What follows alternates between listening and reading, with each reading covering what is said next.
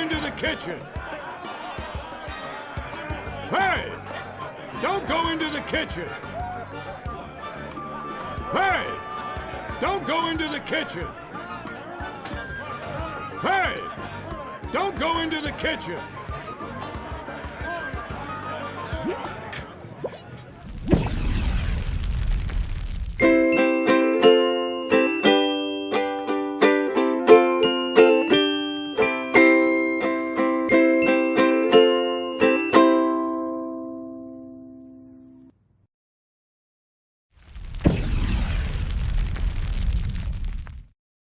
Woe to thee, ye landlubbers and knaves! Only watch this video if ye be wanting to know of a rollicking good game about pirates, boat salesmen, brave governors, and islands filled with monkeys and treasures. All others should stop now. But actually, you should keep watching too. That's fine.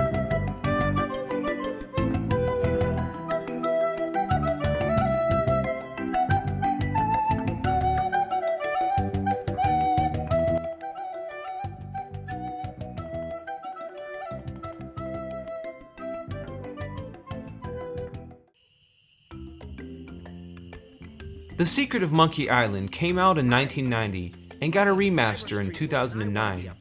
Much of this video will be footage from the remaster, as it is absolutely gorgeous and is fully voiced by some incredible voiceover artists.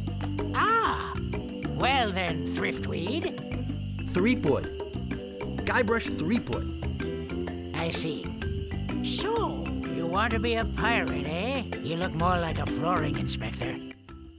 But if you're serious The about original pirates, game was text only, to the pirate so ship. there was no actual We'll find spoken them in the dialogue, scum bar. and the music was via MIDI, not actual instruments. I'll do that. The remaster adds full spoken dialogue, and the entire soundtrack has been re-recorded with acoustic instruments.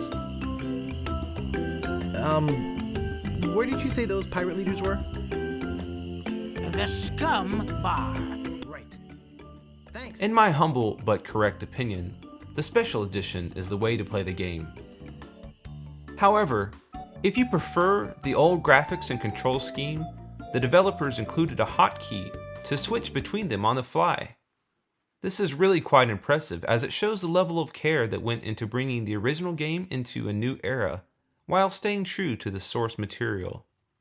They painstakingly recreated the entire game in up to 4K resolution.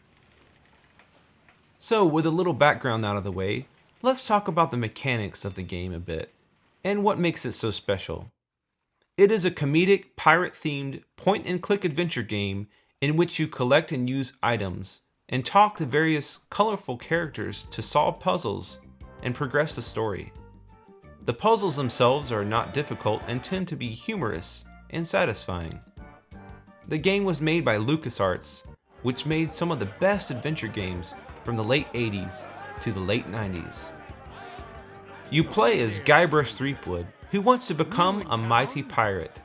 Part of his charm is that he's not a tough guy, and he is completely out of place in the world of cutthroats, bandits, and insult-slinging ne'er-do-wells. Guybrush is a sarcastic, wimpy, wisecrapping mama's boy. Kinda like me when I was a kid. I believe this is one of the reasons I loved the game so much as a kid.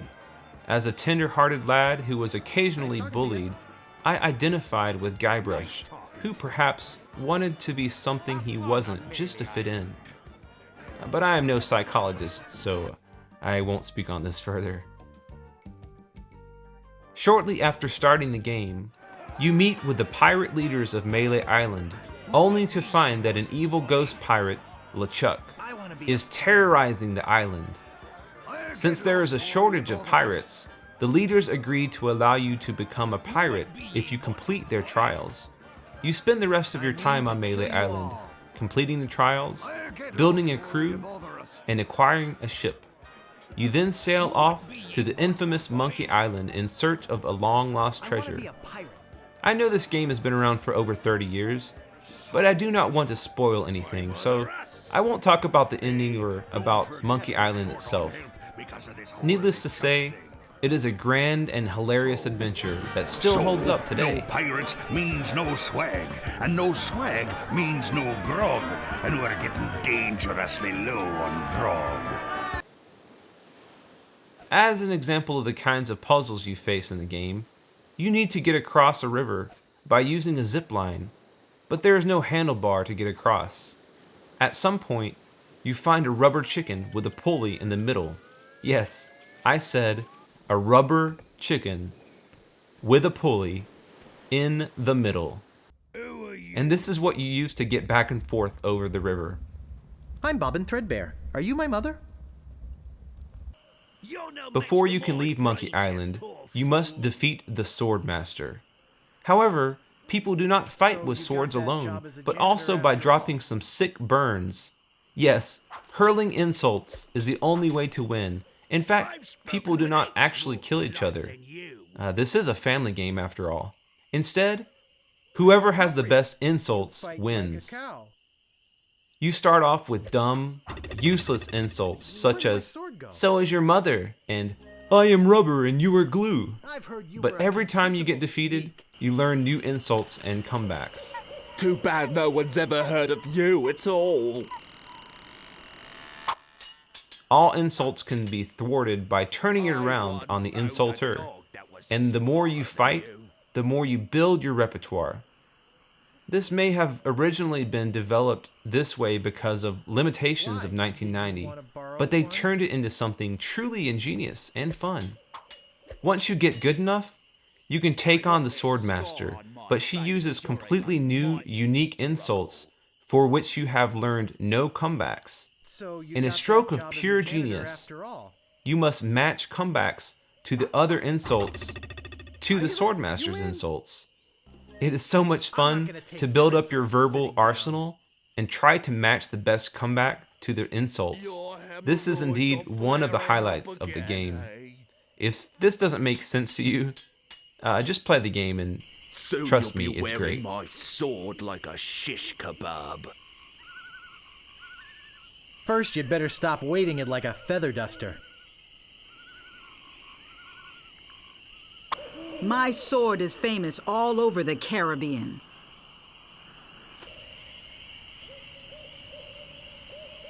Too bad no one's ever heard of you at all. I give up. You win. Well, I hope you're happy. You can go back and brag to all your friends about how you beat the Swordmaster. You'll need proof. Here, this should convince them.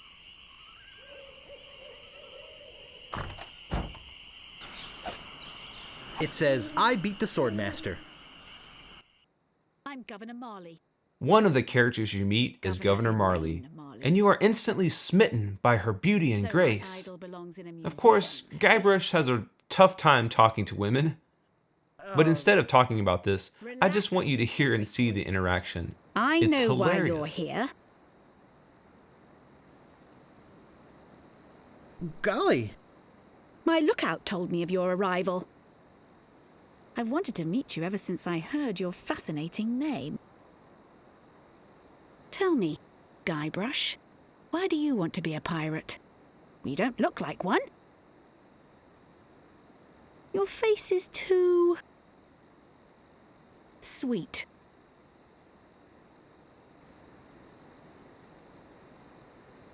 girl. I see. Well, you're obviously not in the mood for idle chit-chat, are you?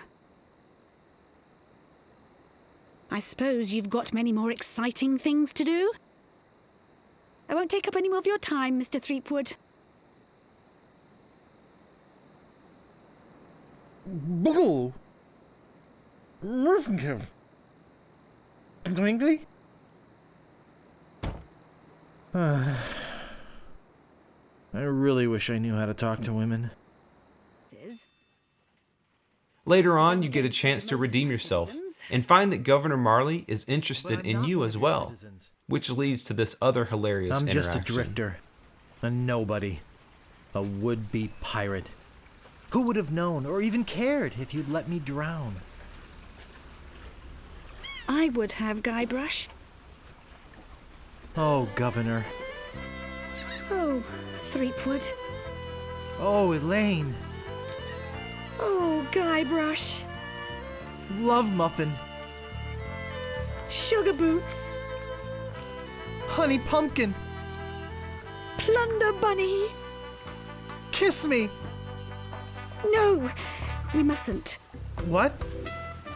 Not here, where everyone can see us. Okay then, let's go to your place. Okay. But finish your trials first. I don't want you to be preoccupied. But I feel this sudden urge to complete the trials. Quickly.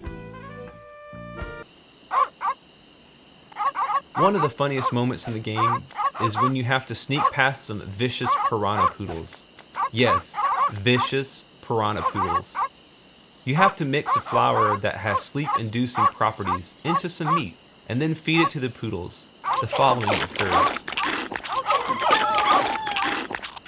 Important notice. These dogs are not dead. They are only sleeping. No animals were harmed during the production of this game.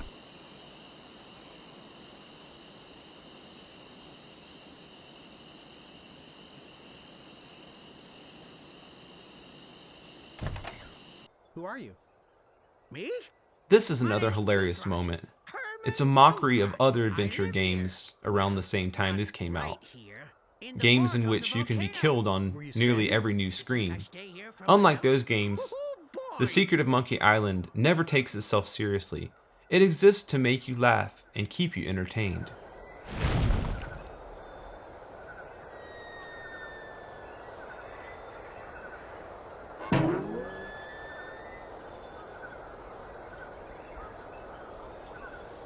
Rubber Tree.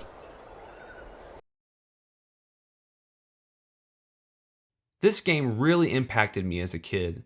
Like a lot of kids, I loved watching cartoons, but this game made me feel like I was in a cartoon. The way that they let you take your own path in the game and choose to tackle quests in different order made it feel like you were in charge. Also, the way that you can choose different, often nonsensical dialogue also gave you the sense that you were able to be as silly as you wanted to be.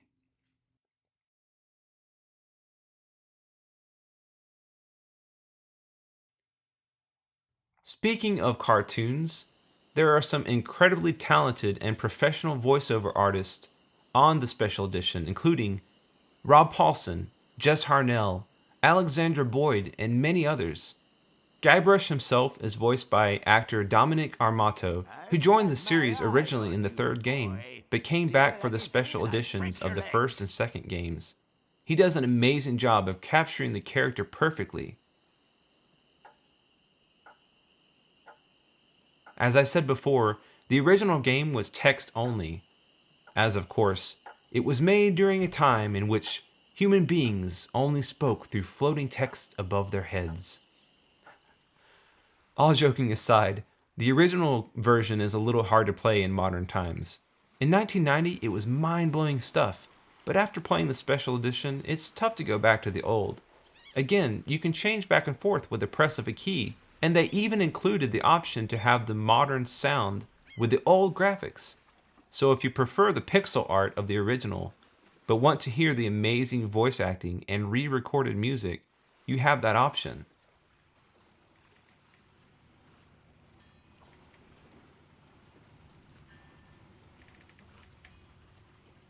The word timeless classic does not get thrown around enough, so I will not do so here. But I will say that The Secret of Monkey Island is a timeless classic. The special edition is available on Steam, GOG, and probably other places as well. I heartily recommend it for anyone who wants a good laugh. I have so many fond memories of playing it or watching a family member play it, but I am not just looking at it through nostalgia glasses. No, the jokes are still funny. The setting and music is amazing, and the special edition still looks great. So what are you waiting for? Go out and buy The Secret of Monkey Island today! Beat the rush! Go out and buy Loon today. Jeez, what an obvious sales pitch.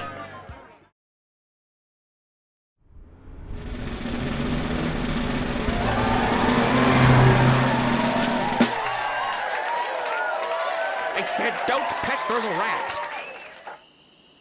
I'm not gonna warn you again. Leave the rat alone. Hey, man. Frank, make him quit it. Oh, now look what you did.